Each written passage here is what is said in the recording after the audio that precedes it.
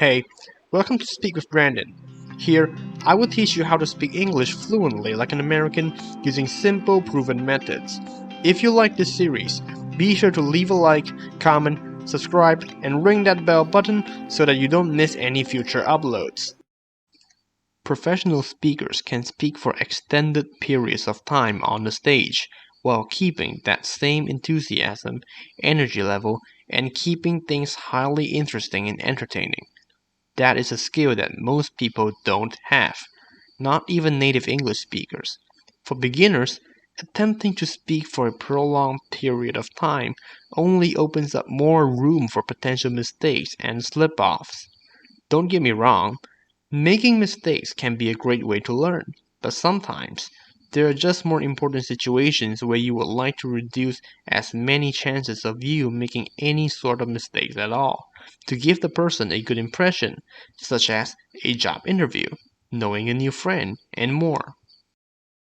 Sure, perhaps you're not confident enough to give a lengthy, spontaneous TED Talk level speech yet.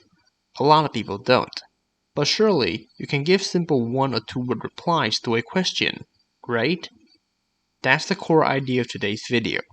Short answers, simple replies, and straightforward responses to questions or situations. This technique is best suited for beginners getting started on learning how to speak English fluently, hence I made it very early into the entire course.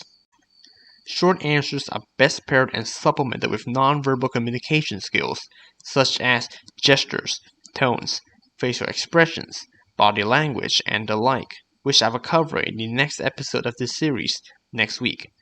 In the following part of this video, I will show you a few examples of how short answers in English can be used effectively in response to certain questions in a very natural way, similar to how Americans socialize on a daily basis. How was your lunch? Back in school, whenever we see such a question in our English workbook or test papers, we were always taught to answer it the long way, rewriting the bulk of the question to give an answer, and those who provide short answers get penalized by marks deduction. Although I can see the grammatical significance of this teaching method to young school students, this is a suboptimal way of teaching English students if clarification is not given on how people actually communicate and socialize in English. Nobody gives such long, proper response to such a simple question that was originally asked by another person whose initial intention was not out of curiosity but a mere courtesy as a form of greeting. The more natural answer to such questions is short and simple. Oh, it was nice. Oh, just like usual. If you like to, you can follow up with a simple, what about you, to keep the conversation going. If the question asked is something like, what did you eat for lunch? The answer also doesn't need to be something lengthy and complete like, oh, I ate a hamburger for lunch. Instead, you can just answer something short and simple like, oh, hamburger. Pair with a smile, a quick nod, or a shrug to show if the hamburger was not much special.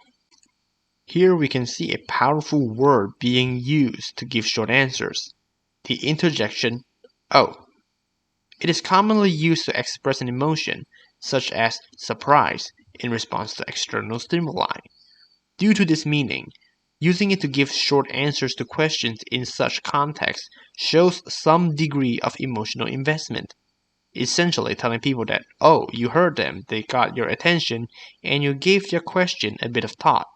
Without it, the response can sometimes sound cold and unfriendly, just like the example below. What did you guys have for lunch? McDonald's. Oh, ice cream, of course. How was your day going? How are you? This is another kind of question asked by people as a form of courtesy. It is usually said to greet you when they first meet with you. It is not asked because the person is genuinely curious about how your day went. So don't answer the question in that direction and start talking about your day starting from the morning.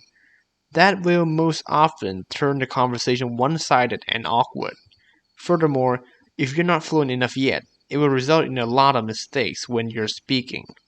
These kind of questions call for the same kind of short, simple responses like the previous question. Oh, it was fine can be used to tell the person that your day was going well, while, oh, I've been better, can be used to tell the person that your day was not going really well. Notice the tone differences and the kind of mood or feeling each tone delivers.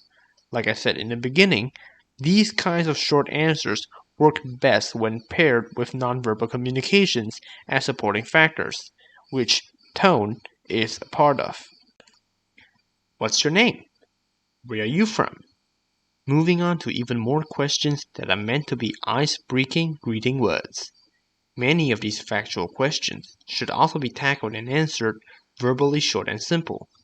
Just answer your first name, let's say John, for example. Add a nice to meet you if you like to, without having to construct a full sentence going, my name is John L. Smith. It is very nice to see you today. There are a lot more common questions out there that are best suited to answer in a short and simple way. Where are you from? Or where do you live? Oh, Malaysia. Rather than answering, I am from Malaysia. What do you do for a living? Oh, teaching. Rather than answering, I am a teacher and I teach for a living. What are your hobbies? Oh, reading. Instead of, my hobby that I like to do in my spare time is reading books. The list goes on and on and on. There are a lot of questions in the world that can be easily answered with short, simple responses, supplemented with nonverbal communication, and works much better in comparison to a lengthy, complete answer. Today, we learned how to use short answers as replies and responses to reduce potential errors in our speaking, with a few common examples to aid your understanding and give a solid idea of how short answers work. We also learned how powerful it is to use the interjection "oh" to aid our short answers, make it seem more natural and show emotional involvement. While short answers may be helpful in certain situations, such as basic communication or quick exchanges, they may not always provide the necessary depth of understanding or convey complex ideas. In English learning, it is important to strike a balance between concise responses and the development of comprehensive language skills. In conclusion, providing short answers or replies to questions may give the illusion of fluency and potentially reduce the chances of making mistakes. But still, it is important to note that true fluency involves more than just short responses. Fluency encompasses a deeper understanding of the language, including grammar, vocabulary, and the ability to express oneself accurately and effectively. And that is all from me this time. I hope that you enjoyed the video and hopefully learned something useful out of it. If you did, be sure to support me by leaving a like, comment, subscribing to my channel, and ring that bell button so that you don't miss any future uploads.